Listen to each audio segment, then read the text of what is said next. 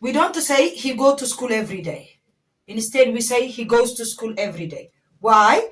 Because in simple present tense, we always add es or s in a singular subject, like he, she, it, and singular nouns. We didn't say she didn't went home. Instead, we say she didn't go home. Why? Because if we have did and didn't in a sentence, we don't use V1, V2, or V3. What do we use instead? Instead, we use base verb. Base verb means we have base verb, verb infinitive, we have verb 1, we have verb 2, we have verb 3. Okay? So base verb means a verb without any suffix. For example, if I say go, this is verb infinitive. If I say goes, this becomes verb 1.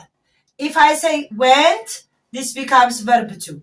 If I say gone, this becomes verb 3. So if we have did, didn't, or did in a sentence, we just take the verb infinitive, or we call it a base verb in English. Don't say there is many students in the class. Instead, we say there are many students in the class. Why? Because there is singular and there are is plural.